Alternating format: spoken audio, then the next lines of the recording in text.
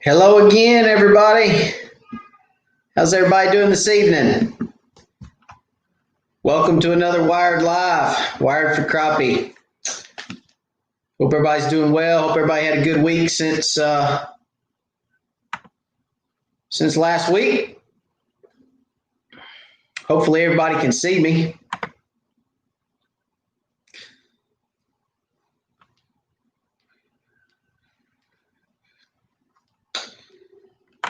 We're going to wait a few minutes, make sure everybody gets on. Don't forget, guys, as y'all get on, let me know where you're from. Say hello. Ashley, hello. Trent Huber, sup? Hope everybody's doing well. Let's see, August the 12th. Terry Gear, Middle Tennessee, hello.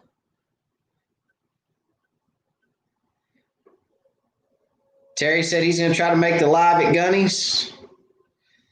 That'll be good, Terry. We look forward to it.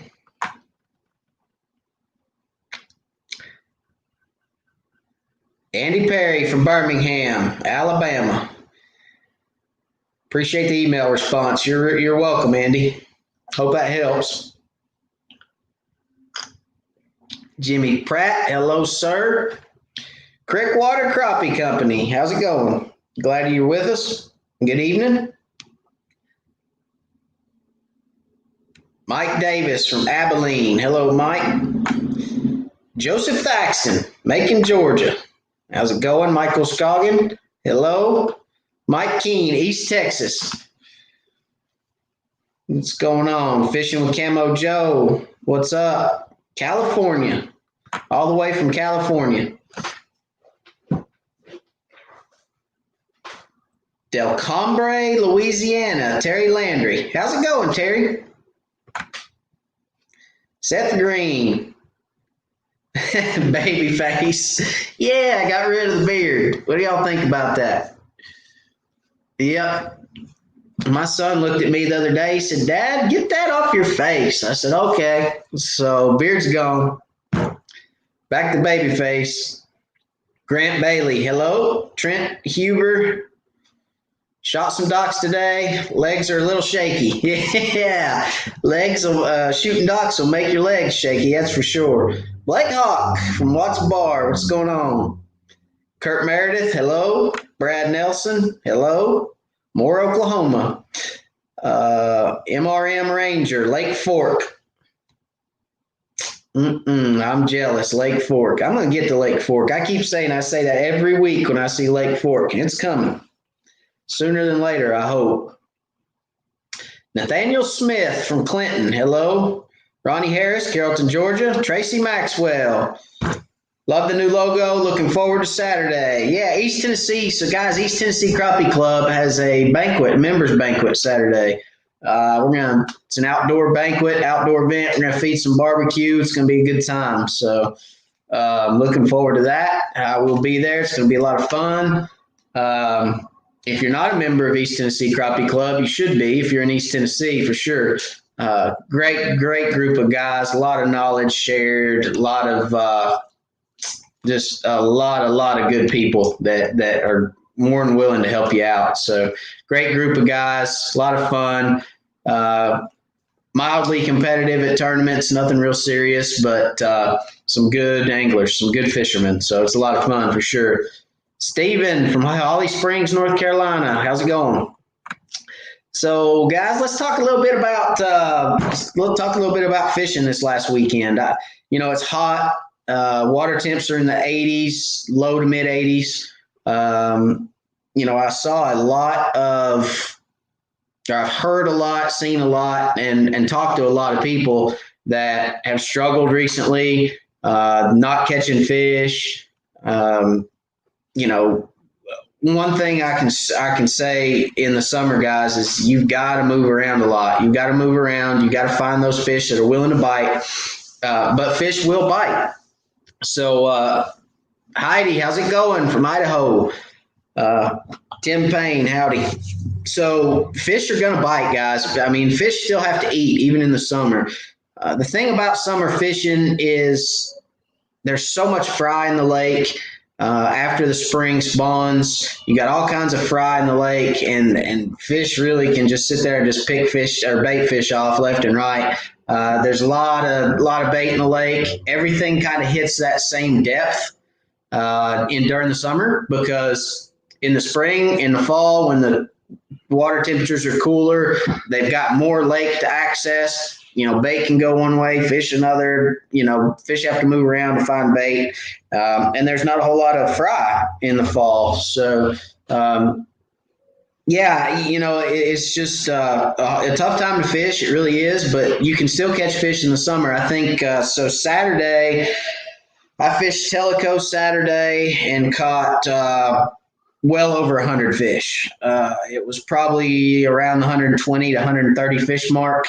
I had some guys in the boat with me, and we wore the fish out. So you can still go catch fish in the summer. It was a very productive day, very good day. We fished a lot of different spots, but we caught a lot of fish. So I ran a group of brush piles. I fished brush 20 to 30 feet of water. Well, 15 to 30 feet of water, really. My live, can everybody see me?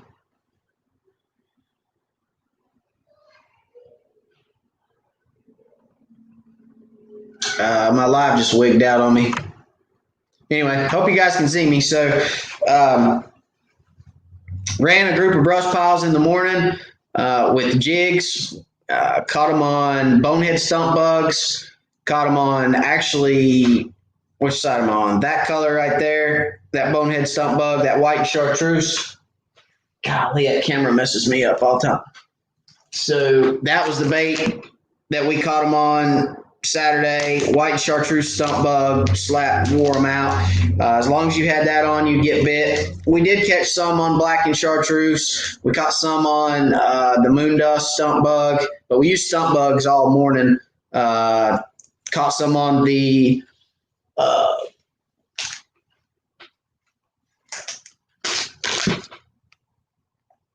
caught some on that color right there. But white and chartreuse was the best color for sure. So probably caught 80 fish between daylight and 2. Grabbed something to eat. Back on the water at 4. Caught another 40 to 50 fish from 4 to 8. So, and never stopped catching fish. Caught them all day long. During the middle of the day, we had to go a little deeper once the sun got up, a little tighter to brush and a little bit deeper. So when that sun gets up in the middle of the sky during the day, it's penetrating the water the furthest. Fish will move down into a little deeper water to get out of that sunlight, and they'll also pull closer to brush. So when they pull in closer to brush, you got to fish closer to brush. So you're going to lose more jigs, but you got to get in there where the fish are at, right? So very good day, very productive, had a lot of fun. You guys probably saw Colton. Colton is a hoot. I can't even explain Colton. Colton's Colton. He was very excited. He had a very good time. So yeah, after I ran jigs that morning, Colton jumped on. Oh, Trent Huber. Hang on one second, guys. Trent Huber, thank you for the super chat. I appreciate it. I'm ready for the glow bugs. What's your personal thoughts on those? So first of all, Trent, and for those that are new to the live, super chats, thank you very much for those, guys. I appreciate those very much. That's an opportunity for you to give back to the channel, you guys to put back into the channel, to keep me doing what I'm doing for you all, keep me on the water, and keep me putting out good content for you guys. So thank you guys for the super chats. Each and every person that's ever given a super chat, thank you. And Trent, thank you for your super chat tonight. I appreciate it, buddy. My personal thoughts on the glow stump bugs is I will have some. It is going to be a killer bait, I think, to fish docks with. I'm looking forward to putting it under docks. because generally you're fishing. I mean, you're fishing the darkest part of the dock you can get to. So I think it's going to help a lot to have a glow bait when you're dock shooting. But time will tell. I will have some in my boat, I can tell you that. And it will be the stump bug. You guys know I love the stump bug. The slim sticks are great baits. The minnows are good baits. I just prefer the stump bug. So, but I'll have some, and we're going to find out. But thanks again, Trent, for the super chat. I appreciate you, buddy. But yeah, so ran jigs that morning, grabbed Colton, his dad. We went back out, fished with minnows, and actually went back and ran some of the same brush piles I ran that morning because I could see fish on those brush piles. We could get 10 or 12 to bite, and then they'd shut off and we wouldn't get any more to bite. So we caught the active fish, okay, and we left. And then I ran those brush piles again with minnows and just flat wore them out, just slayed them again. So, you know, that's what you can do. That's the difference in live bait and artificial bait sometimes. Sometimes an inactive fish will grab a live minnow even when he's inactive because it's live and it's swimming around in his face. You can only work a jig through a brush pile for so long. Whereas if you put a minnow out there on a hook, it can sit there for 20 or 30 minutes and just swim around and move around, and eventually those fish will bite it. So I don't fish with minnows a whole lot, only when I have kids in the boat mostly, because it's so much easier to fish with a floating minnow. With a kid, you don't have to, especially a young kid, you don't have to teach them as much because a 5-6-year-old kid, it's hard to teach. I shouldn't have said that. I want to teach kids, but a 5-6-year-old, it's hard to teach a 5-6-year-old to work a jig through a brush pile.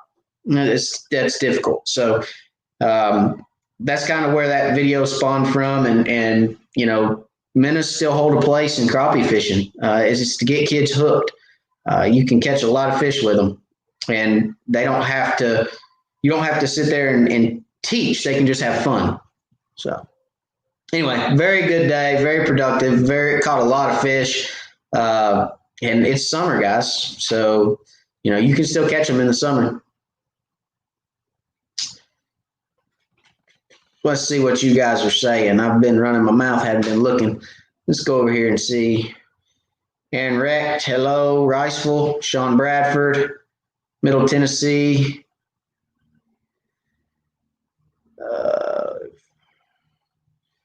Lake Fork crappie fishing is tough right now. I'd say probably is. It's hotter down there than it is up here. Eddie Gregg, hello. Anthony Long, hello. Here we go. Andy Perry, you should hire the kid in your last video to assist you if you ever need it. He knows how to talk in a camera. Yeah, he does. That's for sure. He was all about it. So Colton wants to be a YouTube star. I think he will be. He's got the attitude for it. There ain't no doubt about that. So he's a good one. I had a lot of fun with him.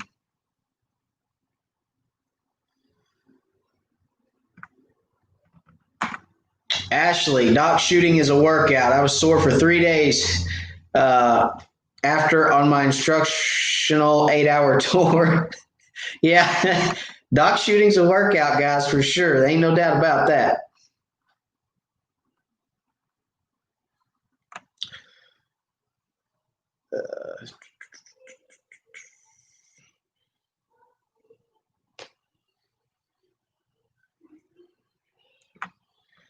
William, what's up? North Carolina. 41 watching, 15 likes. Yeah, guys, smash that like button. Don't forget to smash that like. William reminds everybody every week. I appreciate you, William. Smash that like button so everybody knows that we got good content, you know.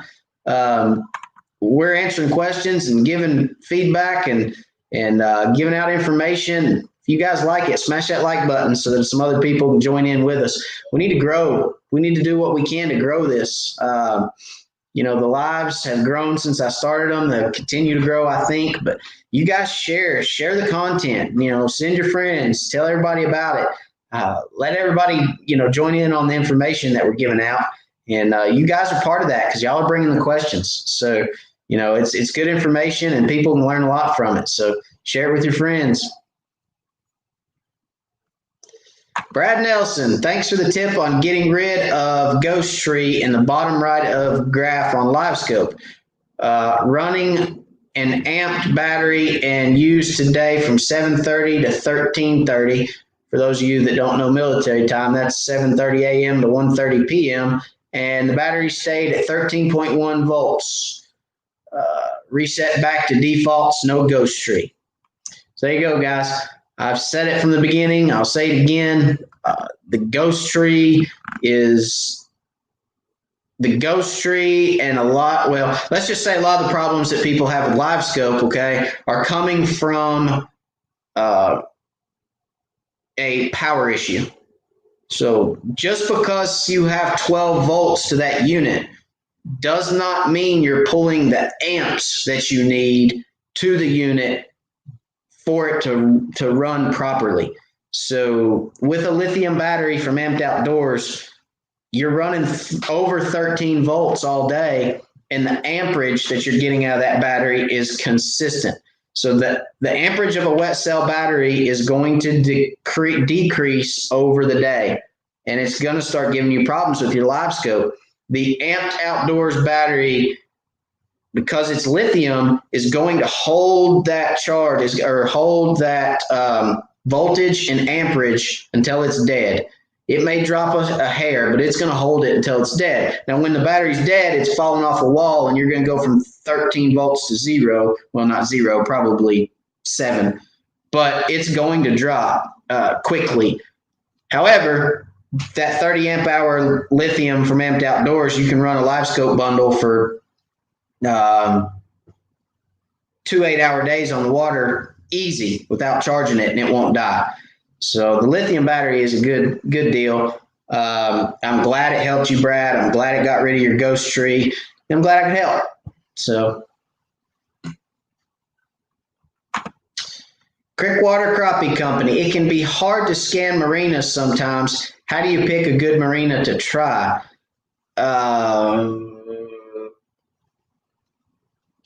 First off, Crickwater, I look at my Navionics to see what kind of water's under the marinas. You can eliminate some marinas on your Navionics app by just looking at the water depths under them. It can sometimes be hard. I agree with you. It can be hard to scan marinas sometimes because a lot of times there's a lot of cables and floats and all kinds of different stuff they have under marinas. Some marinas have bars that go in between the slips underneath the water. They'll go down and come over and go up. You know, they'll go down maybe 4 feet and across. It's just kind of for structural purposes of that marina. So you get a lot of feedback and a lot of returns off some marinas.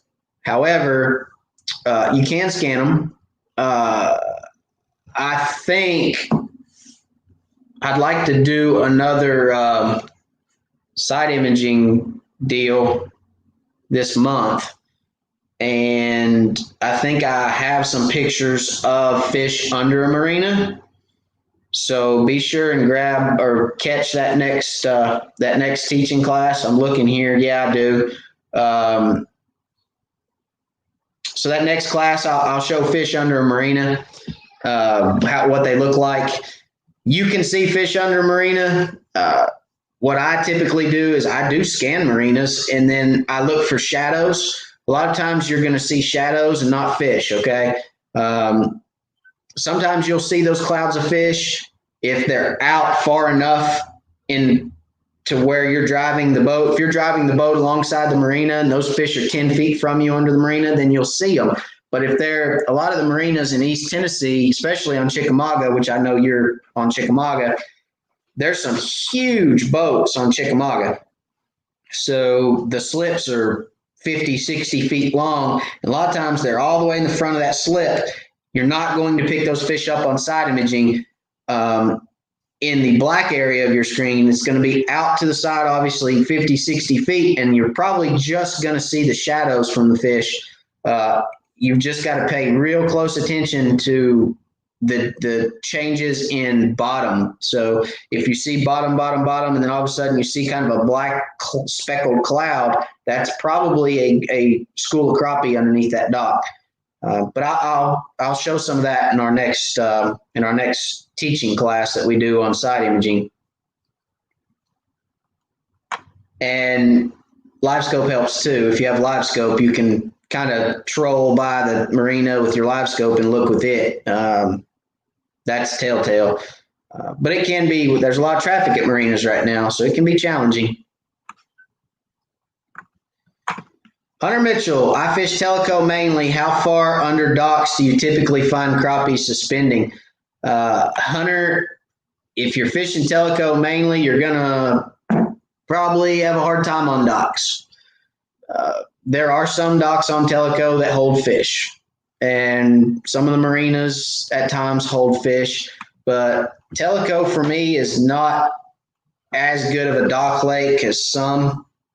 I typically fish brush on Teleco, but if you're going to fish docks and marinas, generally, like I was saying just now, to creek water, your fish are generally going to hold under that center walkway of a marina. That's where they're going to hold at, because that's where it's darkest.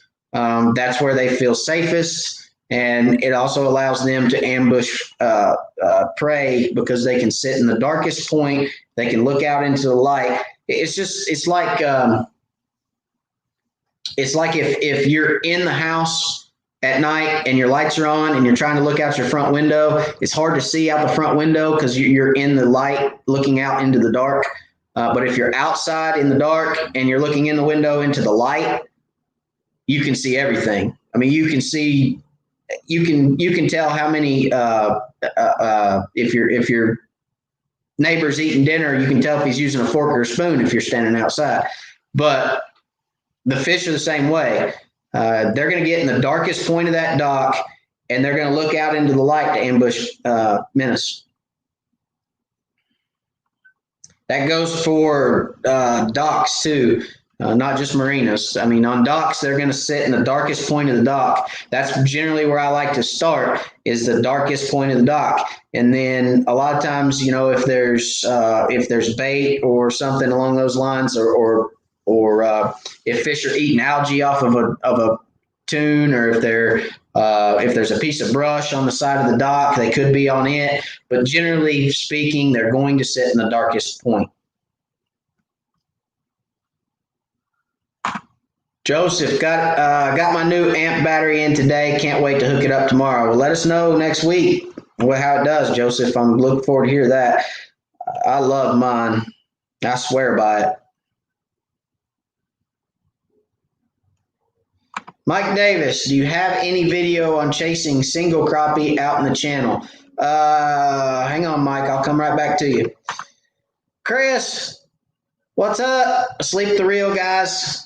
Chris is in the house. Can't stay long. Wanted to say hello to you and everyone else. Have an awesome Army Day. Thank you, Chris. Thank you for the super chat. I appreciate it. Glad you're here. Wish you could stay longer, buddy, but I get it. I understand. Hey, yeah. So if you guys didn't see it on my Facebook page, if you're not friends with me on Facebook, I had an anniversary. Monday. Yeah. Monday. See, I forgot already. I had my wife and I had our 12th wedding anniversary Monday, and I hollered at Chris because he had his live, and I hollered at him right at the beginning of his live, and I was like, "Hey, man, what's up?" And he's like, "You're live. You're on speakerphone." I was like, "Oh yeah, whoops, sorry. Hey, it's my anniversary. I'm gonna miss that." And he's like, "Why are you calling me?" Get off the phone. It's your anniversary. I was like, "Yeah, I know, but hey, it's crappie, man." So anyway, happy anniversary to my lovely wife, Laura. I love you, and 12 years young. So we got a lot more to go, and I can't wait. So let's see. All right, back to Mike. Do you have any video on chasing single crappie out in the channel? Mike, I do not. I have done it. There are a couple videos that I do have out where I have a little bit of that in the video, but I hadn't done one just on chasing single crappie out in the channel.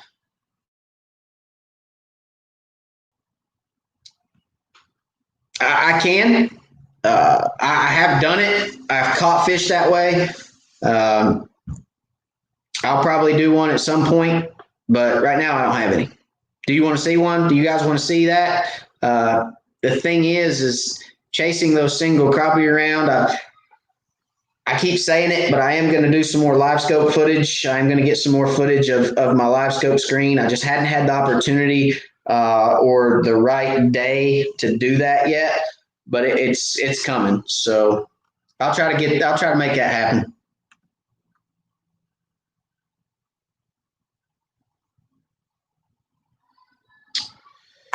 Jimmy Pratt, after 12 o'clock, it's like they shut off. We could see them and they would follow it, then turn.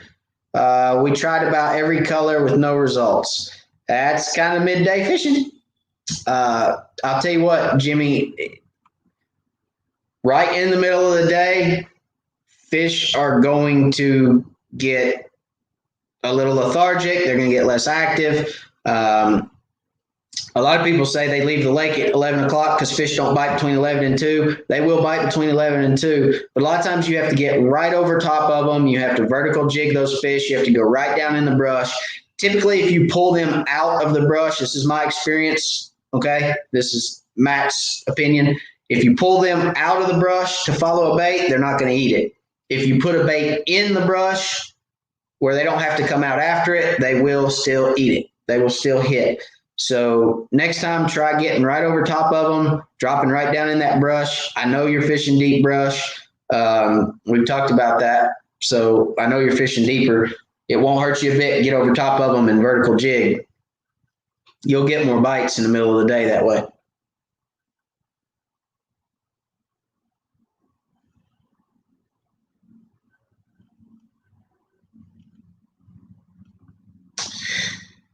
Another guy's show made the comment that you should always keep your bait above them and not drop it to the bottom and then bring it up. What's your thought? I don't agree with that at all. The reason being is because that's one technique that I use to catch fish. A lot of times when you drop that bait to the bottom, a lot of times if I see a fish and if I put a bait above him or right on his nose and he won't eat it, a lot of times if you drop that bait to the bottom and then slowly reel it back up, it'll come, that fish is sitting there, that bait will come by him, and as soon as it raises up above his eye, wham, he'll hit it. So crappie generally feed up, yes. I've said it before, you can watch them on Livescope. They'll be sitting there and you got your bait right here above them. The fish will turn at a 45-degree angle and shoot up to hit that jig. If you can get that fish to go from horizontal to a 45, chances are he's getting ready to hit that jig. But I don't agree. I've also watched them, you've got a fish and that bait comes down by that fish and it goes to the bottom, and that fish will turn and go right down there to that jig. And you bring that jig up just a hair and he'll hit it. So I've watched them go 10 feet down and pick a jig up off the bottom of the lake. So, I don't necessarily agree with always having a fish above them. I mean, if you drop that jig to the bottom of the lake and you slow, steady retrieve up, eventually it's going to get above him. So, but as long as that fish sees that jig, he'll turn and follow it down for sure.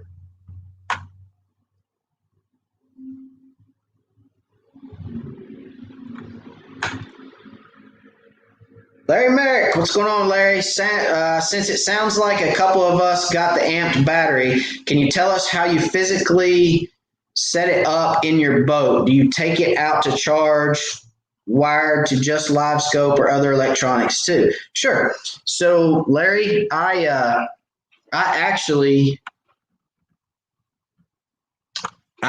have my amped battery stays at the house. It's actually sitting right here beside us right now. It's sitting right beside me anyway. It stays inside. I take it in and out of the boat. It doesn't weigh any. It's 6 pounds. I mean, it doesn't weigh anything. So I carry it in and out. And my Livescope and my 93 SV are wired straight to that amped battery. There's no switches. There's no there is a fuse. The inline fuse that comes on your Livescope is still on my wires. I didn't splice a wire. All I did was on the ends of the wires, I crimped the adapter to put the screw through on my battery, and that's it. I didn't cut a wire. I didn't splice a wire. I didn't put any switches in it to turn the box off. If I want the box turned off, I'll take the screw off the battery and disconnect the positives, okay? But both of my black box, transducer, and 93 SV, everything's wired to the amped battery. The amped battery goes in my rod storage. Wires get hooked up to it, and it rides right there. It does not get bolted down, strapped down, any of that. It rides sitting in my rod locker. So I had another question today about it bouncing around and whether I felt like that was would affect the battery. No, I don't. Again, guys, your lithium battery is completely different from your wet cell battery, okay? Your wet cell battery, they say bouncing the wet cell around, continuous shaking and that sort of thing, really rough water, it decreases the life of your wet cell battery. But a lithium is completely outside of that. You can lay it on its side, you can lay it on its top, you can lay it on its back, you can lay it on its just straight like it's supposed to be set. It's not going to affect that lithium battery at all. It's completely different technology, guys. It's not going to hurt it. Mine rides in the rod locker. I typically put it in there when I leave the house. I do not plug it up until I get to the lake, okay? When I get to the lake, I go out, I get on my first spot I want to fish. I hook the negative and the positive of the battery. It's a couple Phillips head screws, takes me a minute, and I'm in action. I'm fishing. Then I don't disconnect it until I leave the lake, okay? So my Livescope is plugged in, hot, all day. Now, when I leave a spot, Larry, I make sure to turn the transducer transmit off. If you go to menu, there's a button, I guess, not a button. Mine's touch screen. So there's a under menu, there's a space where it says transmit. You turn the transmit on your transducer off every time you pull it out of the lake, or I do. That way it's not pinging when it's out of the water, okay? I hope that answers your question. James Saunders, thank you so much for the super chat, James. I appreciate it very much, buddy. Guys, the super chats that come in, they'll go right back into the channel. They go right back to crappie fishing, like I said, and they keep me on the water making good content for you guys. I appreciate it very much, James. Thank you very much.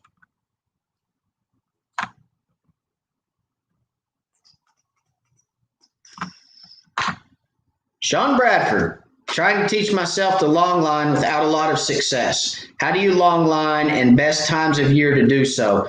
Early spring and fall, Sean. Well, fall, winter, and early spring are the best times to do it. Pretty much any other time than summer. You can catch fish long lining in summer. Don't anybody put on there and say, I catch them all the time. You're crazy. Yes, you can. You just have to do it deeper.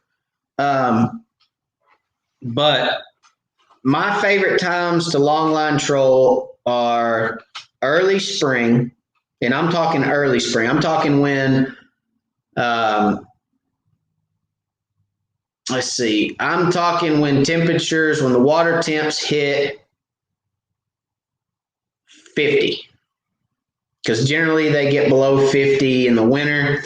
When they get back to 50, I like to start longline trolling up until they get to about 62 or 63. Because as the water temps start to rise from the winter, the fish are going to start moving up. And when the fish start moving up, they're going to follow the creek channels. First of all, they're coming out of the river channel. They're going to follow the river channel. They're going to hit the creek channels, the main creek channels or primary creek channels. And then they're going to hit the secondary creek channels as they move up to spawn. So, follow those creek channels. I will say this, Sean, think of your lake like our road structure, okay? The main river, if you're fishing East Tennessee, I'm going to talk East Tennessee. That's where I'm at, okay, guys? So reservoirs in East Tennessee, we have a main river channel. That's Interstate 75, okay? You've got your primary creek channels off of the main river channel. Your primary creek channels, your big creek channels that go into your big branches, big branch creeks, okay? Think of the primary creek channels. Think of them as your highways, okay? Then your secondary creek channels, all your little feeder creek channels that go off your primary creek, okay, into the pockets and things like that. Think of those as your state roads.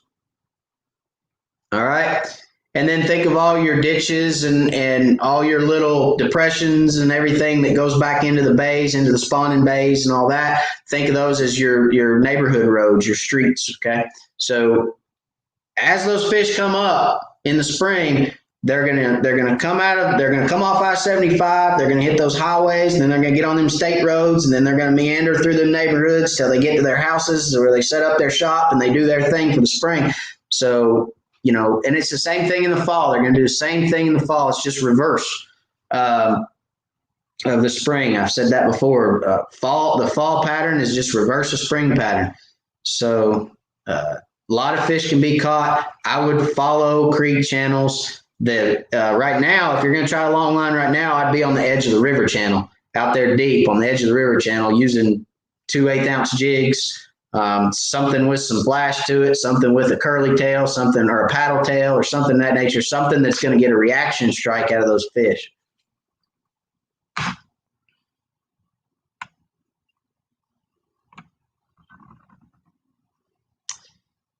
Crappie anniversary. That's right.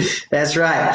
So I'll tell you guys, you may have seen it, you may not have, but me and my wife, we've gotten to that point in our marriage where we're doing the joint gifts now. So we actually decided to buy a camper for our 12th anniversary. So we have a camper now. We got a fifth wheel. It's a 31-foot Jayco, and with the big slide outs and all that good garb. So we're gonna start camping. We're gonna find us a spot on the lake, and we're gonna start camping on the lake, which just means more videos for you guys because I'm gonna be on the lake a lot. So I'm looking forward to. I'm already on the lake a lot, but I'm gonna be on the lake more than I am now. So it's gonna be a lot of fun. We're looking forward to it. And I'll tell you what, my boys, my 13-year-old and 5-year-old, they want to sleep in it every night. They're like, "Can we sleep in the camper?" You got a whole house here, but if you want to, if you want to sleep in it, it's still new for them, so they're having a lot of fun with it. But congratulations on 12 years. Thank you, Joseph. I appreciate it.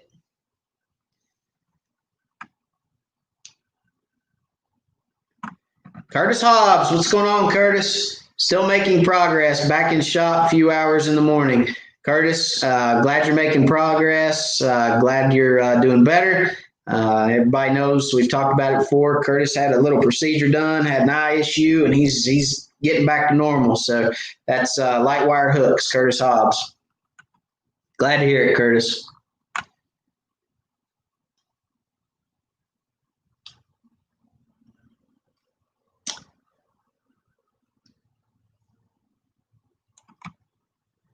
Bob, 722 episode on side scan is the best YouTube tutorial on side scan. We'll learn how to do super chat before next week. Great stuff. Thank you, Bob. I appreciate it very much. Man, the best on YouTube, I don't know. I'll take your word for it, and thank you. we're going to do it again. So this month, I'm going to get some more images for you guys. We'll do some more stuff. I'll try to get some more down imaging, and I'll try to get some more Livescope stuff too for the next one. We'll go through some of that. That will be this month. I'm going to make that a point to do this month. So I'll run around the lake and grab, a dozen or so photos, and we'll do that again this month. Okay, guys. So we got the live at Gunny's on the 26th. I believe it's the 26th. Yep. So for those of you that don't know about the live at Gunny's, we're going to be at Maryville, Tennessee at Gunny's Crappie Cove on the 26th. We're going to be live. It'll be at 5:30. Okay, 5:30, guys. We're going live at 5:30 on the 26th. You're all welcome. Meet and greet. Please, please, please come. It's going to be a lot of fun. We're going to have a good time and bring you some money with you because Crappie Cove is loaded with good stuff. You can't find this stuff at Walmart. It's everything in crappie fishing that you can't buy at Walmart, and it's the good stuff. So bring you some money. Crappie Cove is going to be a lot of fun.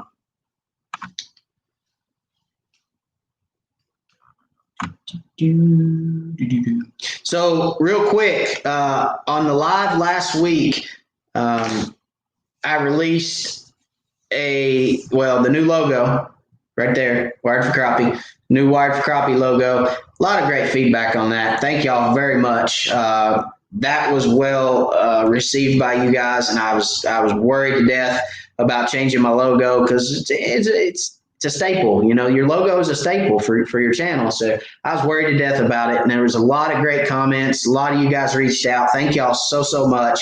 And then also right back here over my other shoulder, right over here, crappie.itemorder.com. That's the merchandise, the limited edition merchandise for the founding members of Wired for Crappie, which you guys are considered founding members. Okay. I couldn't have gotten where we're at without you. And I wanted to do something for you guys that just said thank you. That just said, hey, I recognize that you guys are the reason I'm here doing this. So anyway, we came up with the founding member merchandise, limited edition merchandise for Wired for Crappie. And we put it out there. It's only I think it's a week and a half, actually. We were going to give everybody a week and a half opportunity to order the product that they wanted. And then after that week and a half, it's never, ever, ever going to run again. So if you guys want to get in on that, actually, let me show you guys real quick the clip. Let me share my screen. Hang on just a second. See here.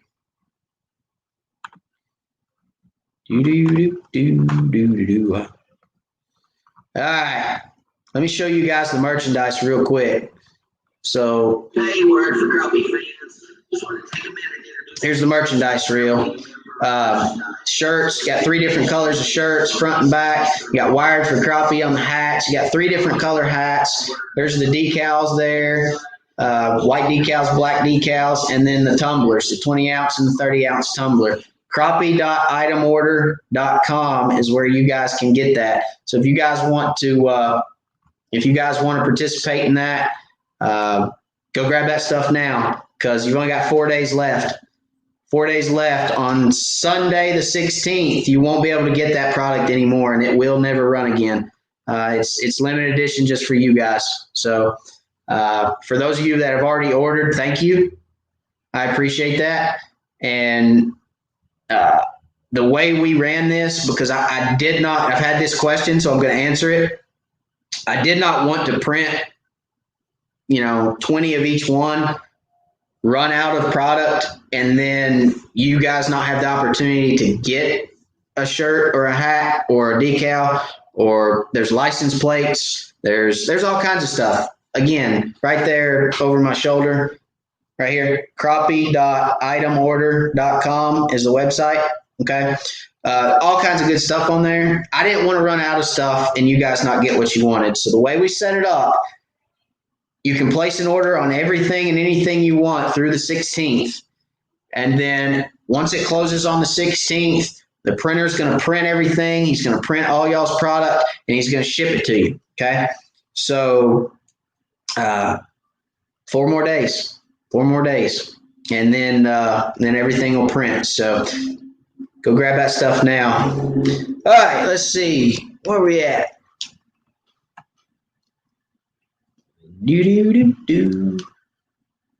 Buck Chaser, what's up? He says, hope everybody's doing well. Oh, we got DK in the house. What's going on, DK? Mr. Drum King, guys. Curtis, good to see you in the shop for a little while in the mornings. Terry Landry, talking batteries. Has anyone in the Wired family used a lithium battery for the cranking? This is a good question right here, guys. So has anyone in the Wired family used a lithium battery for the cranking battery on their outboard motor?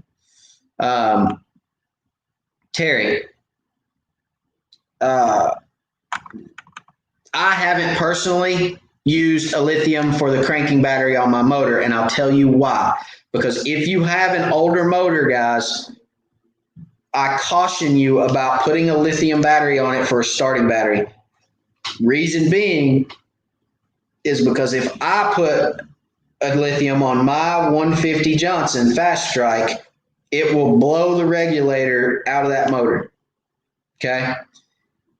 The amperage, again, the amperage and the voltage that comes out of lithium is leaps and bounds beyond a wet cell battery.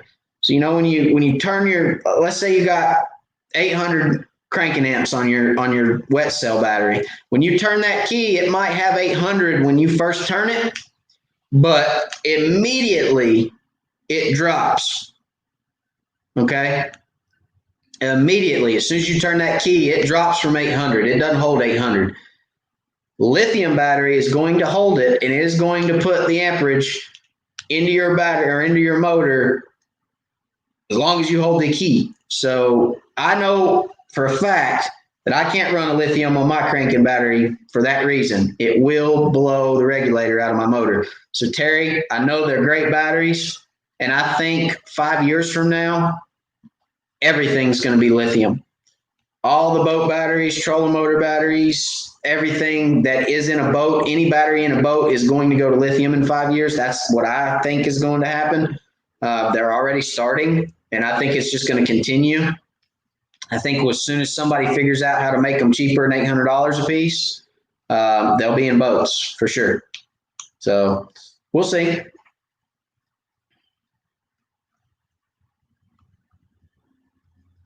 Terry Gear, do you have a discount code for the amped battery? I do not, Terry. I tell you guys about Amped Outdoors because I'm a believer in them, and it's a good product. I pay for my amp battery just like you guys do, and I love it. And I'd buy another. If that amp battery out over there blows up, I'm gonna buy another one tomorrow.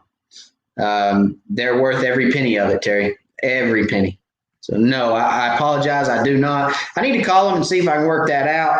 I just don't have one right now. Of course, they're selling like hotcakes. They're selling so fast with these Livescopes that a lot of times he doesn't even have them in stock.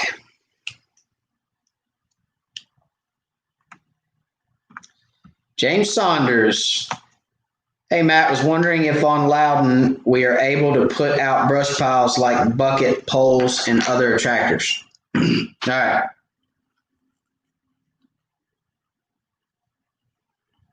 Get my sweet tea fix.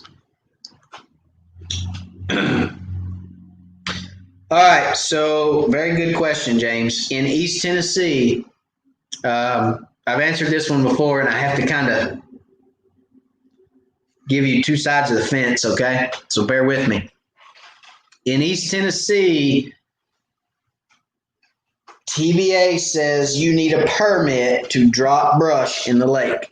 Technically, you're not supposed to drop brush in the lake. The way they have it written, or had it written, I hadn't looked it up in a couple years, so I'm going to assume it's still the same. The way they had it written is you were supposed to have a permit and be assisted by TWRA to put brush in the lake. That's TVA. That's Tennessee Valley Authority. Now, let's talk about TWRA. So, I know a lot of TWRA guys. I'm personal friends with a lot of TWRA guys. And TWRA makes their money off fishing license sales. They make their money off of the lakes being good fisheries. They understand that it takes structure to build a good fishery. They also understand they can't put all the structure necessary in a lake because as our lakes, as our reservoirs get older, a lot of the natural structure is starting to deteriorate, and there's not a lot of stuff in. Go to Norris and find brush piles. Yeah. So with that said, they understand that there's a give and take with putting brush in the lake. Now, TWRA will tell you they do not police TVA laws.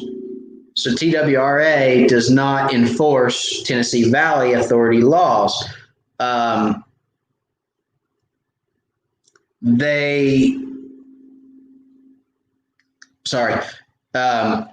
So if they see you putting brush in the lake, they're probably going to say something to you along the lines of, hey, did you know you're supposed to have a permit? Did you know you're not supposed to put that in any right of ways? You're not supposed to put it in any shallow water. Just, James, keep in mind, there's pleasure boaters on the water. Okay. I would feel horrible if I put something out and somebody was pulling their kid around on a tube and the kid fell off and hit the top of my brush pile and got hurt.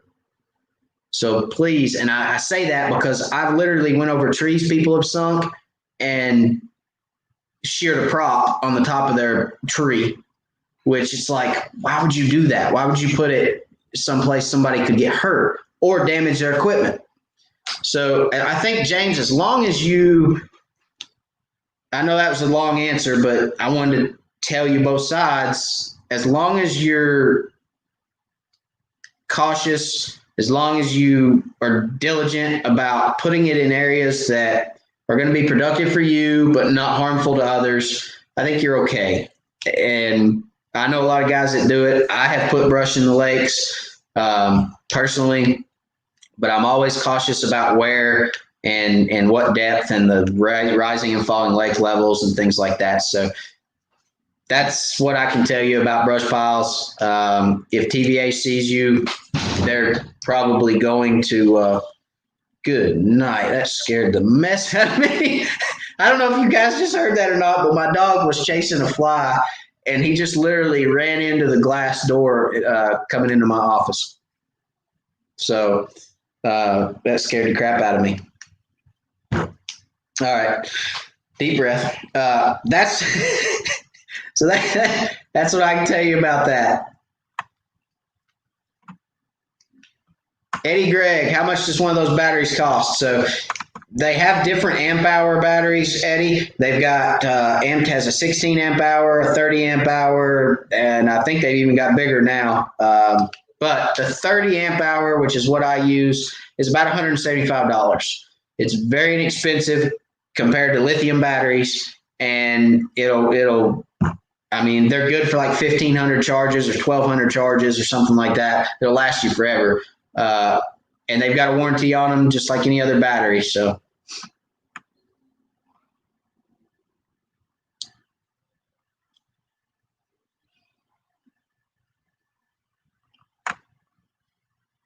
let's see. Heidi Clark, camping is great. We own a Grand Design Imagine. You will love it. I think we will. I think we're gonna love it too. Like I said, my kids already do. They were fighting over bunks and which one they got. And my youngest is like, he walks up in the front and he's like, "This bed's mine." I'm like, you're in the back. That's mine. You're back there. Big bed goes to this guy. Yeah. So it's pretty funny. He's like, "Oh, Dad." So I think we'll have a good time. It's going to be a lot of fun.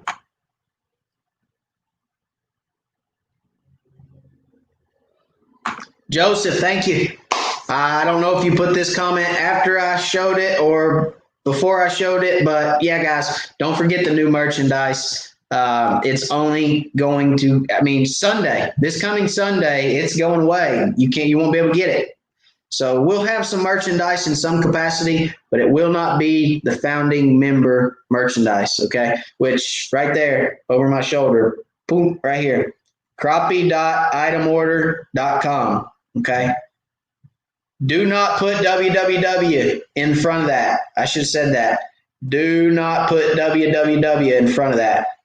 Only type crappie.itemorder.com. If you put www in front of it, it doesn't like it for some reason. I don't know. But don't put www. I wonder if it'll put a link in here. Crappie.itemorder.com. See if that links it. Well, copy and paste. Crappie.itemorder.com. So there you go, guys. Thank you, Joseph.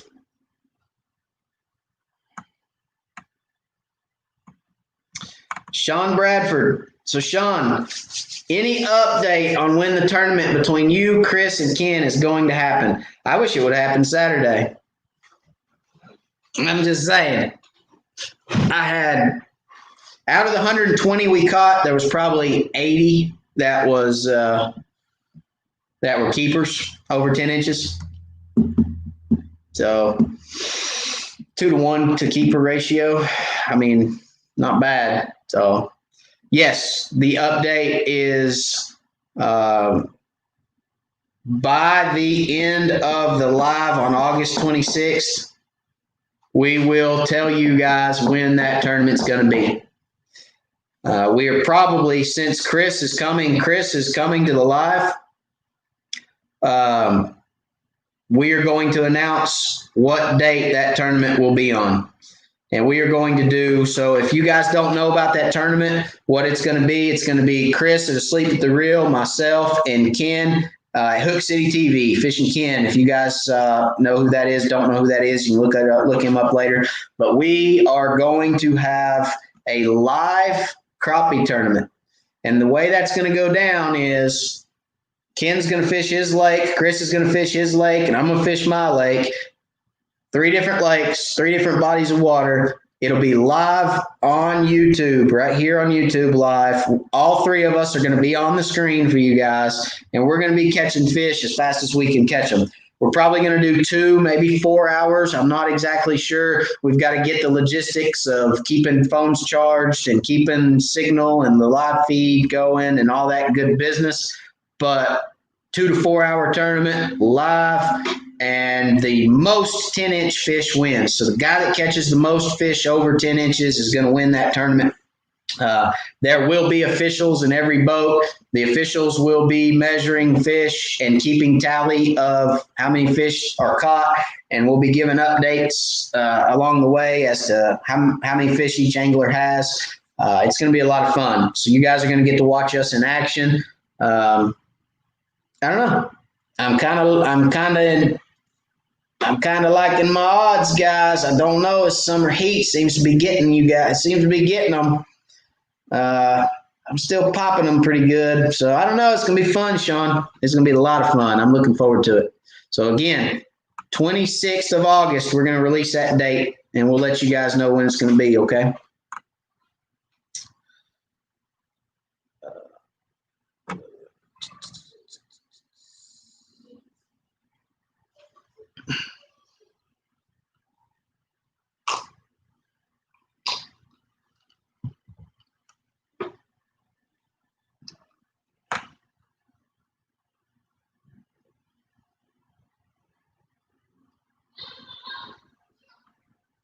Stephen Abernathy, what's up?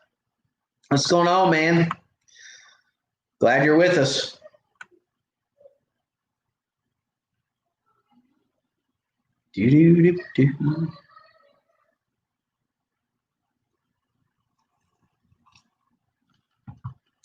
Kip Wright said he's considering a 30 amp hour lithium. Josh Sanders said, Kip, can't go wrong with a 30 amp hour amped. Kip, yes, runs black box and 1022. You need to put your unit on the same battery as your black box.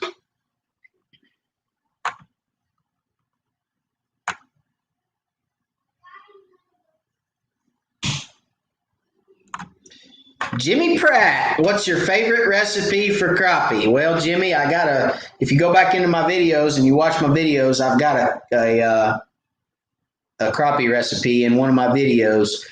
You can watch it. I'm not going to go through the entire thing right now, but it's basically cornmeal, flour, lemon pepper, Tony Chachere's, and seasonal. Oh, I'm sorry. Go back, scratch that. Not cornmeal. Jimmy, or Jiffy. I'm going to get it right in a minute. Jiffy corn muffin mix and flour. I'm sorry. Cornbread and flour. Tony Chachere's, lemon pepper and seasonal. Milk bath. Dip it. I cut my fillets up into nuggets and bread them. I love the breading. The corn muffin mix gives it a sweet, and then the Tony Chachere's gives it a little bit of heat. Depending on how much heat you like, you can put, however much you want, that Creole. But, son, they are good. They are so good. And I make them into nuggets too. Funny story, because when my kids were little, they wouldn't eat anything but chicken nuggets. I'm sure some of you guys know what I'm talking about. Your kids won't eat nothing but chicken nuggets. Well, guess what you do? You take crappie fillets and you cut them up into nuggets and you tell them they're crappie nuggets, and they eat the crap out of them.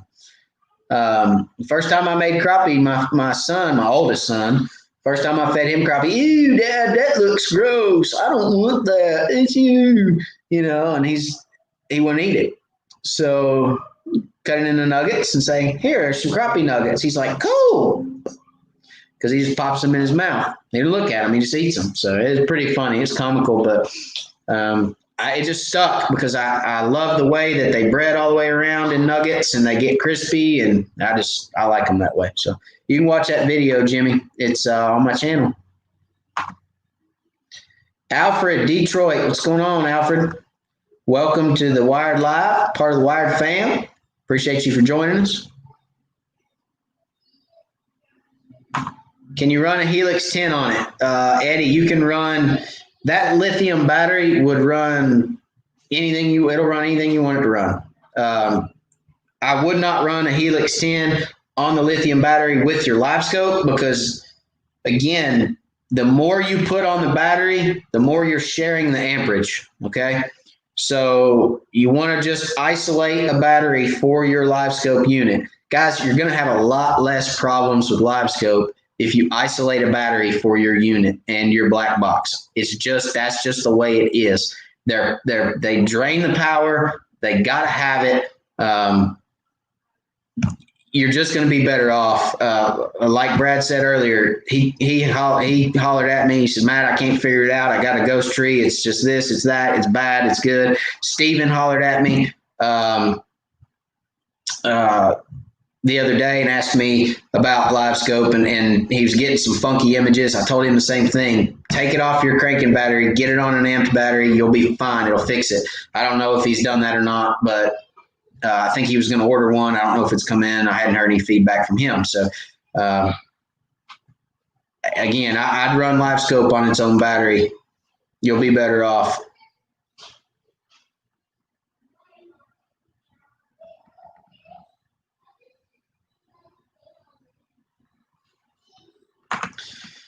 Been exploring in Piney Creek, seeing lots of stumps. How do you mark waypoint them? 1 point per stump would be too many. Fish do hang on them, right?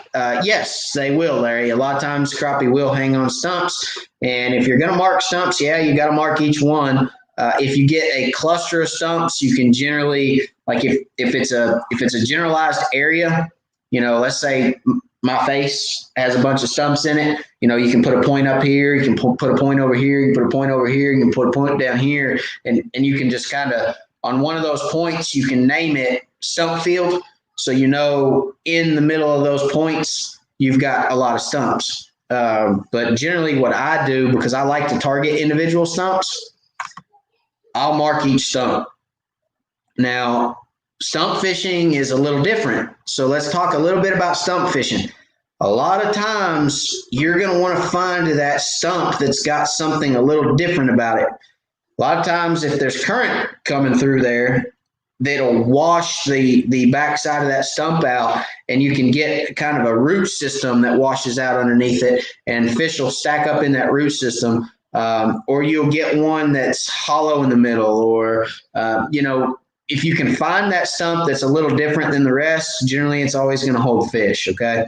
So, it's a lot of times it's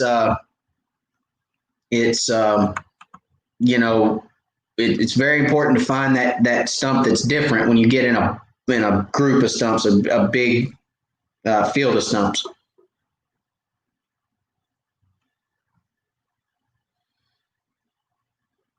James Saunders says, good night all. Good night, James.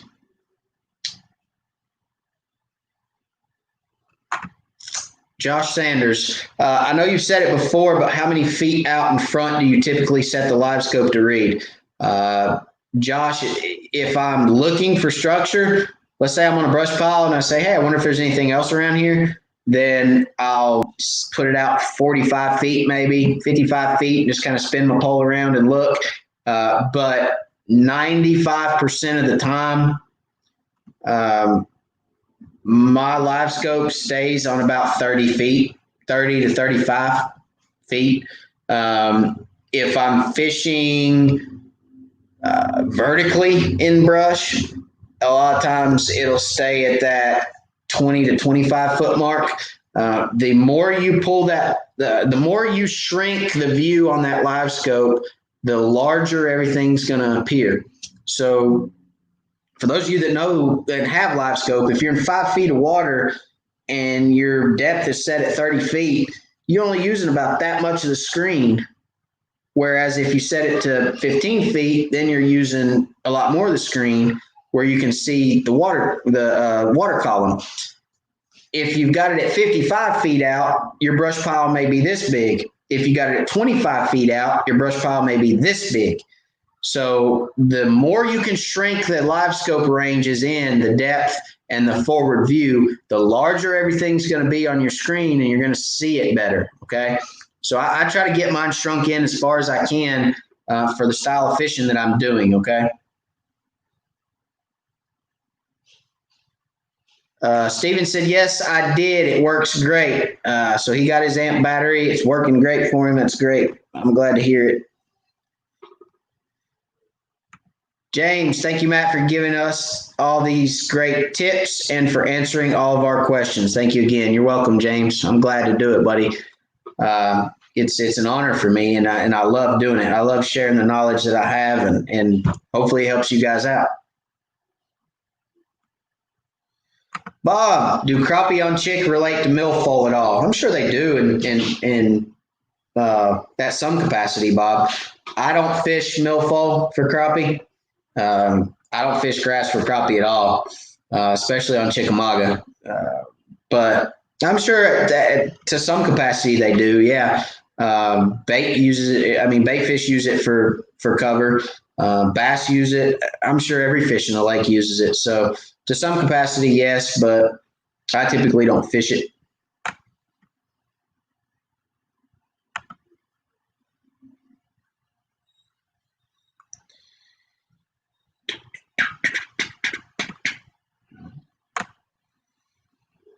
Let's see. All right, guys, let me talk about, we're going to do another giveaway tonight.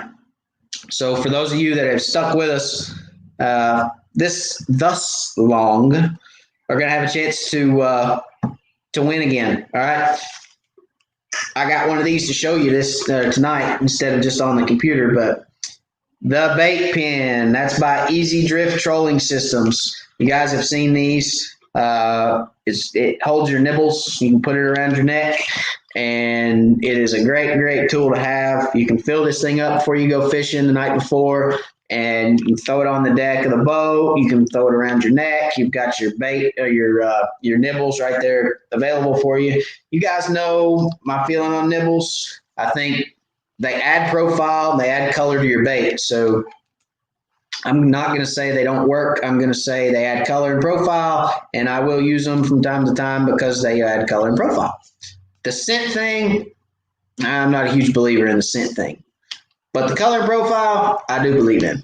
So great product. I have one myself. I use it all the time now. It's generally always in my boat, and I really like them. So I talked to the guy up at Easy Drift, who is Steven, who is on here. Saw him just a minute ago. And he gave me some of these to give to you guys. So we're going to do just that. All right. So the way we're going to do this tonight is I'm going to ask a question to you guys here in just a little bit. Build a little suspense. Stick with me. I'm going to ask you guys a question here in a little bit. And the first person to answer that question, I'm going to get all your information. I'm going to send you a bait pin, okay? And if you want to check these out, if you don't win tonight and you want to check them out, easydrifttrollingsystems.com is their website. It's easy, letter E, letter Z, drift, trollingsystems.com is where you can get these at, okay? Great product, great people, great company. And I thank them very much for sending these for you guys. So as you can see back here behind me, we got several we're going to give away. We also got they've also got another pin. It's called an injector. So for you, those of you that use the tubes, if you like tube jigs, this you can actually put your nibbles or your power bait inside these two tubes here. They go in this injector, and then in this injector, so you can see it right here, it comes out of the end of this injector. You stick it in your tube jig and actually fills it up with your power bait or whatnot. It's pretty cool. So anyway, that's that. We'll be giving those away too to you guys at some point. But thank you to Easy Drift for doing that for you guys. I appreciate them very much.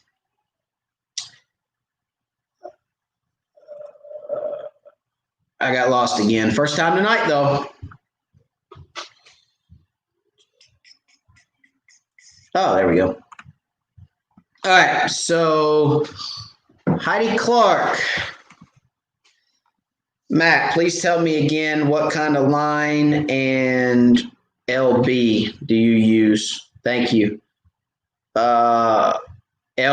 What's LB, Heidi? Sorry. I should probably know that, but right off the hip, I don't. Heidi, what's LB? Tell me real quick. The line that I use, I'll go ahead and answer that question, Heidi. The line that I use, the mono that I use is Vicious Panfish. It's 4-pound test. High vis, bright high vis. But that is a 3,000 yard roll, well, 2,960 yards. Okay. So almost 9,000 feet. And it's about $7.50, $8 a roll. They have it in 6, they have it in 8. I prefer 4 on my mono. I prefer something a little thinner because it comes off the spool better when I'm shooting docks. I typically use mono when I'm shooting docks just because of the performance of it coming off the reel. So it comes off the reel, goes through the eyes a little bit better. That's what I use as far as mono.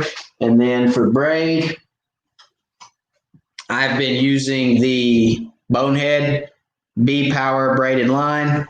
That is 12-pound test, and it is also high vis. Okay. I got a question in my email inbox about line and high vis versus clear versus braid versus fluorocarbon. Crappie are not line specific. They are not line skittish. I've not seen a difference in any line that I've ever used. That's fluorocarbon, clear mono, green mono, blue mono, red mono, yellow high vis, orange high vis. I'm going to get some pink because I like pink.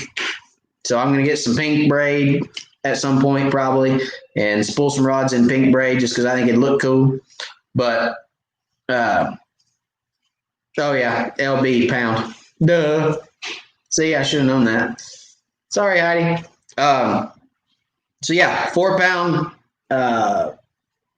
mono because it comes off the spool better, and 12 pound braid is what I like. Now, I will say this. When you're in brush and you're fishing brush consistently, I'm starting to like the braid in brush because you get hung, you can pull your jig right off it and you don't lose a jig. When I'm fishing personally, I will probably stick with mono and brush just because I don't like moving the brush pile a lot. But if I have people in the boat with me, I'm probably going to have them fishing with braid because I don't lose as many jigs. So that's where I'm at. And you can feel, my gosh, you can feel so much better with braid, guys. I challenge you all, get you a spool of braid, spool one rod up with braid, spool one rod up with any other line that you use, mono or fluorocarbon, whatever it is you use. Fish with the mono and the fluorocarbon for half a day, or I'm sorry, fish with the braid first for half a day, and then pick up the mono and fish with it the second half and see what happens. First of all, it feels like you're setting the hook with a rubber band. Second of all, you lose feel with mono. So anyway, Michael, how are you liking the braid? I think I just answered that question, Michael.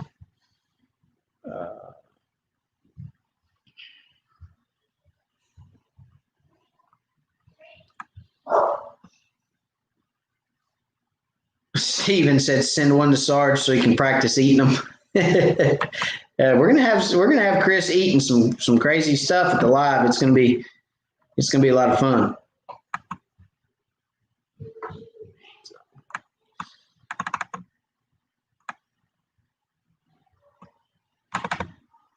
All right. It looks like I've got to the end of my questions. If you guys have any more questions, let me know, or go ahead and put them in there. I'm going to talk for a minute. We're going to do this. We're going to do the giveaway on the Easy Drift bait pin. And if I see any more questions pop up, we'll answer those. So real quick, let me scroll back up here a minute. I want to look at something before I ask y'all this question.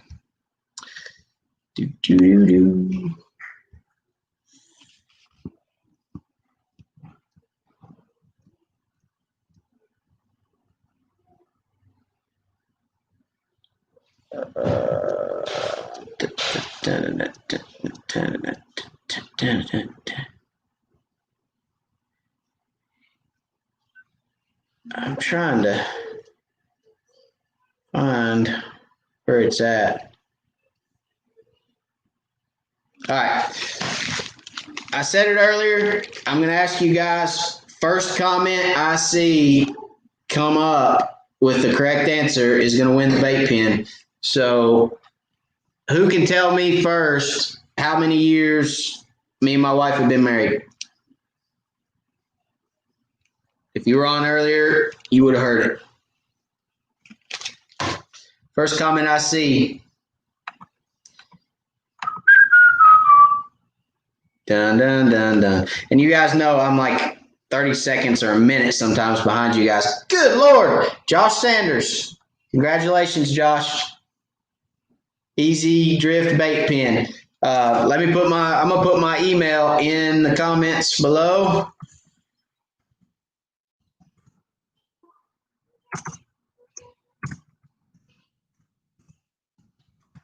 I need you to shoot me all your information to my email, please, sir. That way I can get that bait pin out to you. Okay. Congratulations, Josh Sanders, bait pin. And hey, everybody likes to do something different, right?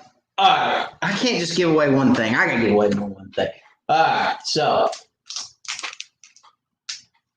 where am I at? Give me something else. Give me some bonehead stuff. Get some of this stuff off here. I like giving stuff away. All right. Who's next? Tracy Maxwell. Double cross jig heads. 32nd ounce chartreuse. Send me an email. Who's after that? Joseph Thaxton. Black and chartreuse stump bugs. Send me an email, sir. I'll mail those out to you. Who's after that? Ashley Coffee. Blue and chartreuse stump bugs. Send me an email. You guys shoot me an email. We'll get all that stuff out to you, okay? All right. Terry Landry says, good night to all. Good night, Terry. Blake Hawk. Matt, do you fish any bridges this time of year? You know, Blake, I don't fish a whole lot of bridges. My experience with bridges, again, is bridges can be fickle. They're either on or they're off. And my experience, they're off more than they're on.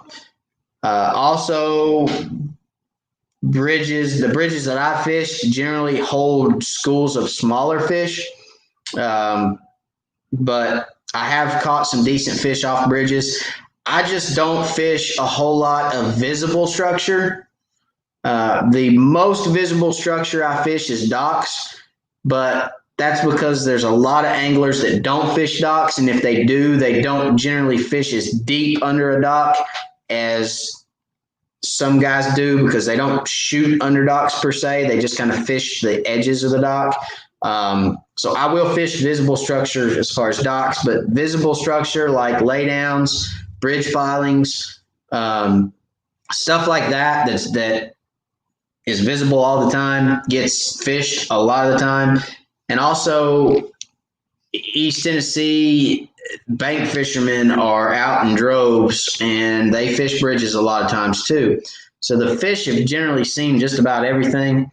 And for that reason, I try to stay off some of that visible stuff and stay out there where I have to go looking for the structure. It just doesn't get fished as much.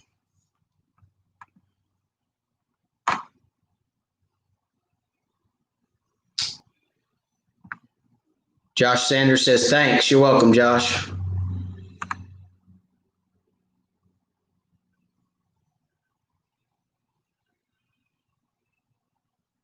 Josh says he will also add the East Tennessee Crappie Club membership form. All righty. Thank you, Josh. I appreciate it.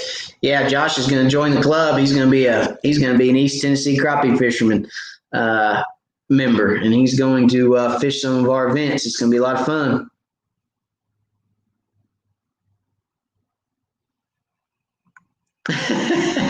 Larry said, Josh must have a great internet connection. On my feed, he answered before you finished the question. That's pretty good. I guess, yeah, maybe. Josh, do you have souped up internet? Stephen Abernathy. Woohoo! Yes, sir.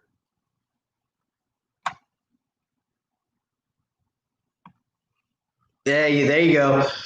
Mr. Larry, I have that fiber optic EPB. There you go. Get fiber optic, guys, so you can win one. We'll do some different stuff. I'll come up with some stuff, with some good questions over the next couple weeks, and we'll go way back, Larry, and see how long some of you guys have been with me. We'll go back to some of my earlier videos maybe and pull out some questions out of there. So we'll see.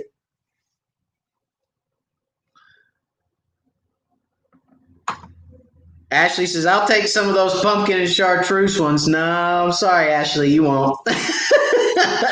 You won't. So you guys know, pumpkin and chartreuse is one of my all-time favorite colors, really is. I love pumpkin and chartreuse. Pumpkin and chartreuse has been around since the beginning. Pumpkin and chartreuse is known to catch fish, all kinds of species of fish, not just crappie, but bass. Pumpkin and chartreuse is huge for bass. So being that I bass fished years ago, Pumpkin chartreuse is still near and dear to my heart. And I have a few up here in this top left-hand corner. The pumpkin chartreuse stump bugs. Everybody knows I love the stump bug. It's my favorite bait. And everybody knows that I like pumpkin chartreuse. They don't make these anymore. And Ashley's not getting any because I bought every pack they had. And I'm not sharing. Sorry, buddy. But nope. That's pretty funny. And he knows that. That's why I put that comment in there.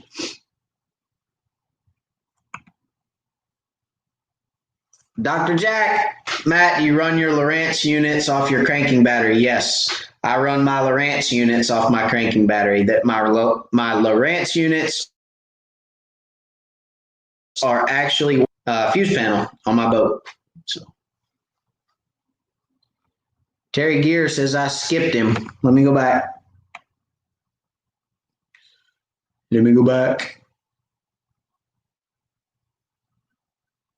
Terry Gear.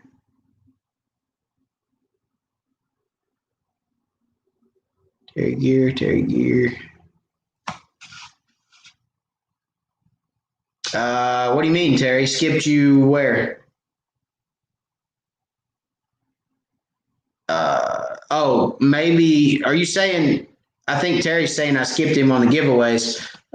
Terry, yours may be showing something different than mine. Let me do this real quick so you guys can see. So there's what I'm looking at, guys. Can you guys see that? So I got Josh Sanders first, Tracy Maxwell, Joseph Thaxton, Ashley Coffey, Ronnie Harris, Heidi Clark, then Terry Gear. So that was the order, guys, that I went down. So I hope if y'all's screen is showing something different, that's what mine's showing. So I just wanted to share that.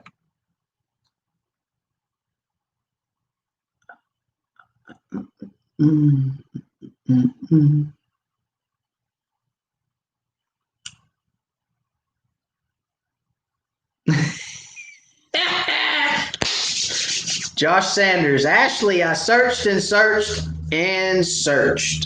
the internet for that color since that live show and can't find them anywhere. Haha. Nope. That's because they're all right there. I've got all of them right there. And the rest of them are in my boat. So, nope. You're not going to find them. I'm talking to Bonehead, and I'm telling him every time I talk to him, you guys need to produce that bait again. You need to produce that bait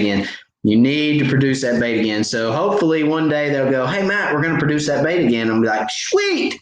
And I'll let you guys know when that is. I'm not giving up on it. I'm not. So I'm hopefully going to get that produced again at some point.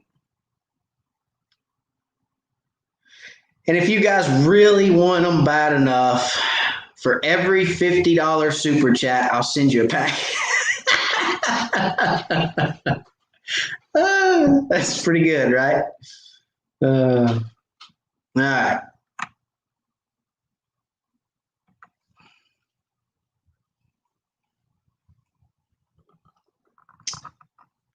Steven, have a good night.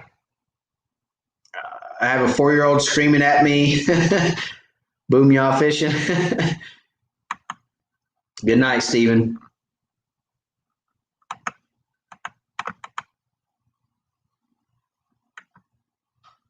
Steven says stacked vertically. Yeah, my baits are stacked vertically like crappie. That's right. They stack vertically like crappie do.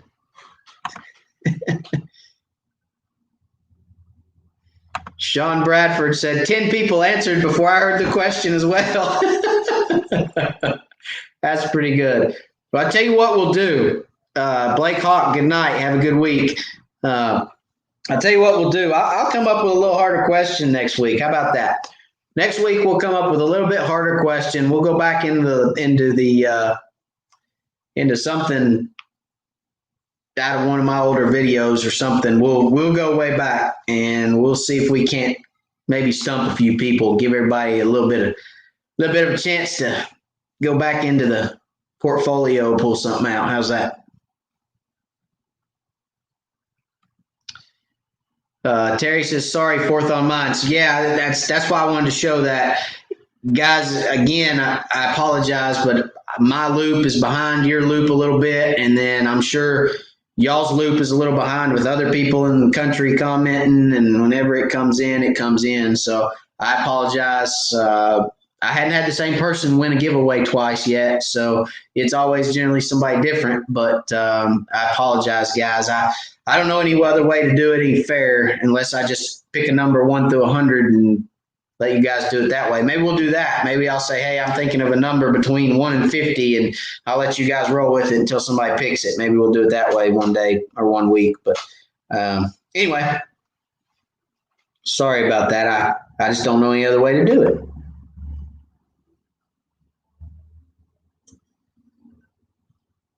Josh says, well, I'll start emailing them too. We'll get that pumpkin and chartreuse back. They call it grasshopper. Guys. Everybody go to Bonehead's website tonight. Let's do that. If you have time after this live, if you're watching, go to Bonehead's website, send them an email and say, Wired for Crappie and I want grasshopper back. Bring grasshopper back. Grasshopper stump bug, bring it back. Or just tell them grasshopper, bring it back. They'll call me tomorrow and be like, what did you do? We're flooded with grasshopper emails. And I'll be like, yeah, well, bring them back.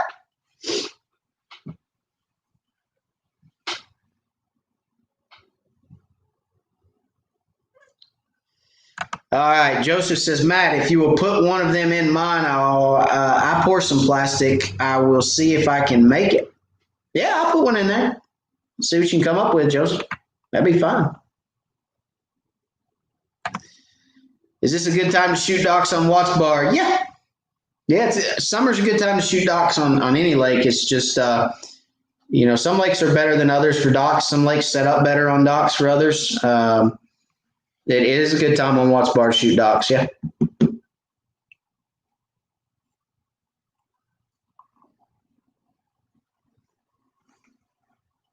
Yep, Larry said, something I noticed on my Livescope transducer is that periodically I need to wipe the front to get the lake gunk off. Yes, something else, guys, that not only the lake gunk, but if you look at your transducer take your transducer, put it in the lake, take it out of the lake, put it back in the lake, you'll notice there's little air bubbles that'll sometimes form on the transducer.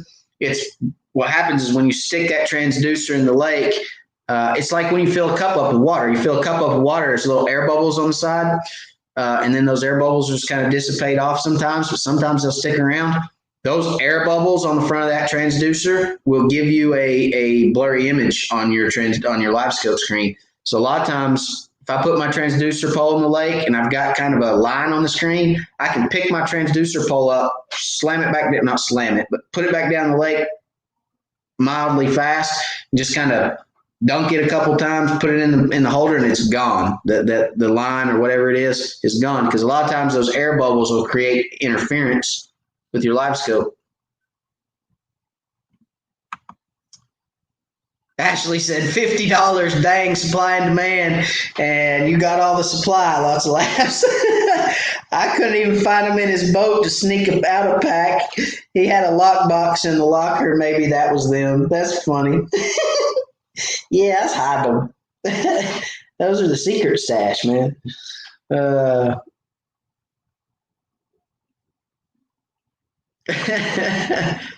And Josh says he's going to do some more recon.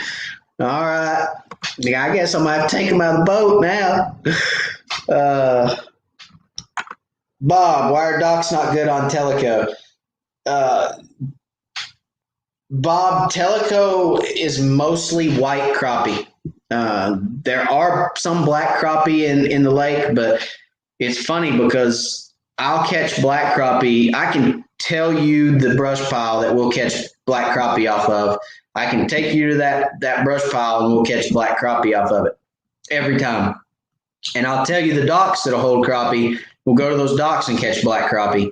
But for the most part, your black crappie like docks, white crappie prefer brush. They prefer to be out in open water. White crappie like open water and isolated brush.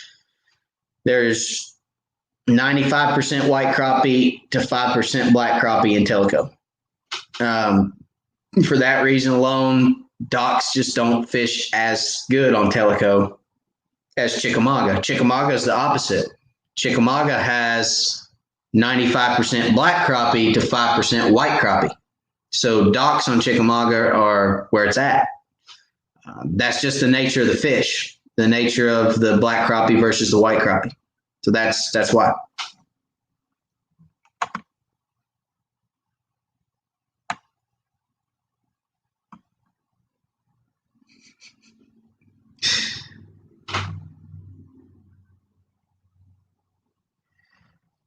Ashley and Josh are plotting on me. It's pretty funny. You guys are plotting. David Wall. Hello, Matt. Better late than never. Baseball started tonight. I get my Livescope tomorrow. Oh, man, David, you're going to love that Livescope. You're going to love it. Congratulations on the Livescope. And I'm glad you're here. Better late than never is right.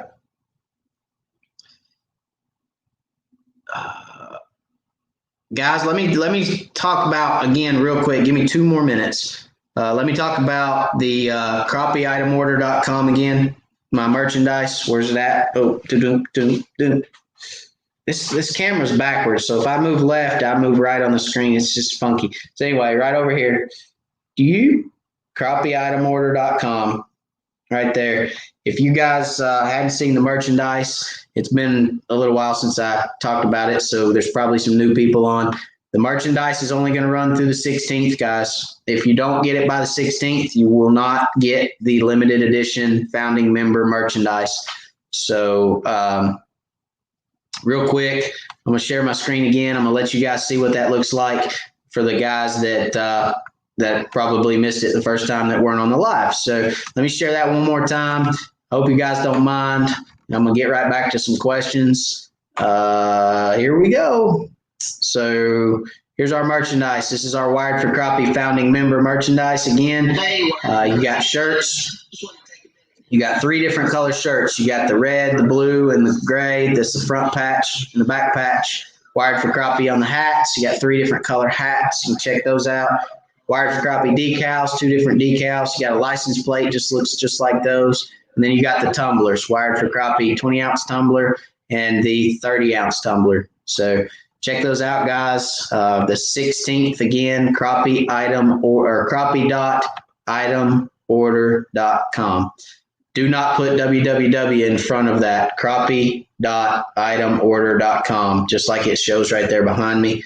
If you put www in front of it, it will not take you to the correct site. You'll get an error or whatever. But anyway, and those tumblers, guys, those tumblers are etched. They're not printed. So it's not a sticker that's going to go on your tumbler. It's going to be an etched tumbler. It's very, very high quality tumblers. Keep your coffee hot or your sweet tea cold. So anyway, Sunday is the last day you can get those, guys. So, all right, where we at? Hunter Mitchell, do you change any Livescope settings going from spring to winter other than the game? No. And I'll be honest with you guys, and Hunter, I've been running auto medium on my game, and I kind of like it. They've got some really, really, really, really good IT guys at Garmin, and that auto medium seems to run that Livescope pretty well. And I can kind of move in between spots and move depths without having to change my game myself. The unit does it. It's been running pretty well for me. So, yeah, I don't know. But I don't do it spring to winter. No. I don't change any settings. I run the same settings. Spring to summer, no. I run the same settings there too. I run the same settings pretty much year round. It's just the gain. I'll change my gain depending on my depth. So if you're in shallow water, you need less gain. Think of gain as power. The more power you have, the more clutter you're going to get on the screen. So the higher the gain, the more clutter. The lower the gain, the less clutter. Your hard returns are going to show up regardless. So, shallow water, less gain, deeper water, more gain, or run it on auto medium. It has been working pretty well for me. So,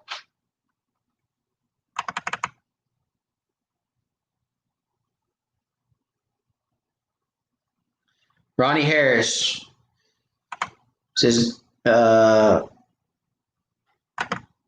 sorry. Carry Colton with y'all and do recon then. Yeah, Colton could definitely help. Yeah, yeah, that's right. Man, I had so much fun with him, guys. I really did. Colton was great. I had so much fun with Colton. Great kid. Loves fishing. Absolutely loves fishing. Asked me 3,000,000.2 questions. I remember he says, "Hey, Matt," he says, "you use that fire line?" He said, "I like that fire line." He said, "You should use some fire line." I said, "Yeah, buddy, I like fire line. I don't have a problem with fire line. You know me, but I'm cheap. I use the cheap stuff." And he said, "Oh, but you got to use that fire line."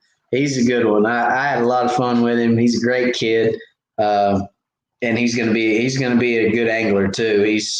He was attentive. He just wanted to hold fish, wanted to see fish, and he was all about YouTube. He's looking forward to doing YouTube when he gets older. So he had a lot of fun. We had a good time. Dr. Jack, Fort Loudon, what has been your experience finding deep brush? It's out there. A lot of what's out there, Jack, is going to be stake beds. There's a lot of deeper stake beds that people have put out, and stake buckets that people have put out. So I found a lot of them, and there is deep brush on Loudon too, just not as much as some of your other lakes. Tellico's got more deep brush than any lake in East Tennessee, in my opinion. I've been from one side Tellico to the other, and there's still a lot of natural structure in Tellico. So, and it still holds fish. It's not deteriorated hardly at all. But that's because Tellico generally stays cooler, doesn't deteriorate as quickly.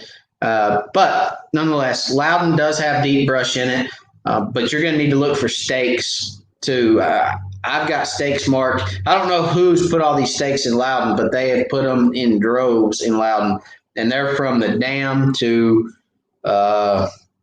I found them up as high as, my last one that I have marked is probably 3 miles above. Well, it's at Pellissippi. From the dam to Pellissippi, they put them in. So, yeah.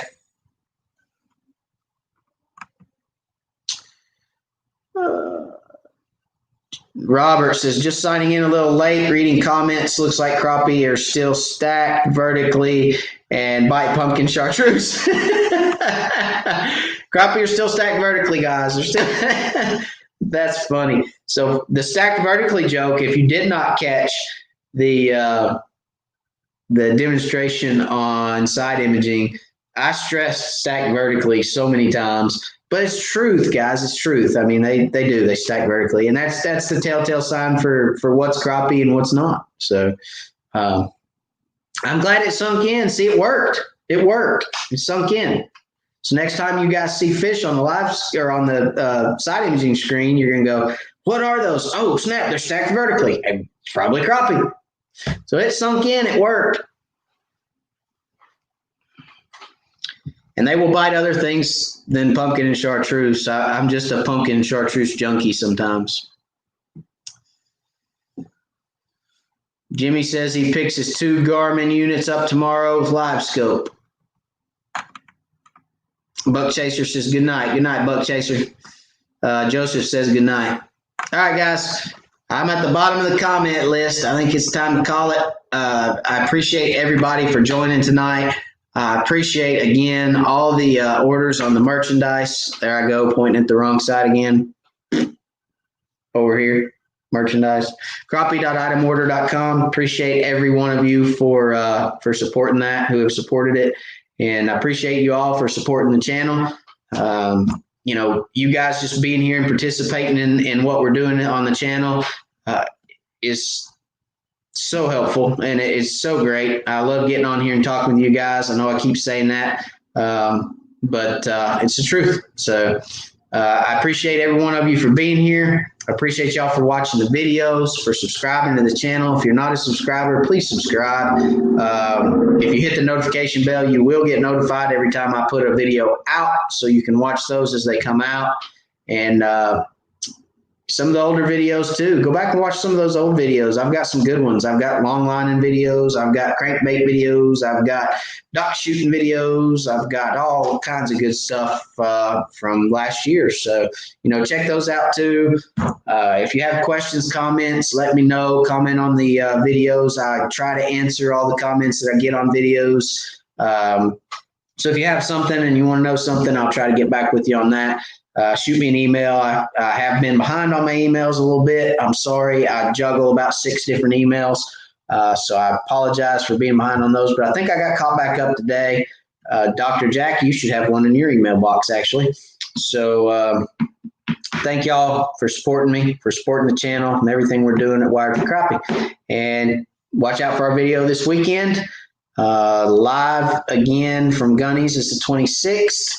And we will release the date of the tournament then. We will have all kinds of goodies to purchase at the live at the Crappie Cove at Gunny's. So I appreciate it. I appreciate y'all guys for watching. And as always, guys, God bless, and we'll catch you later.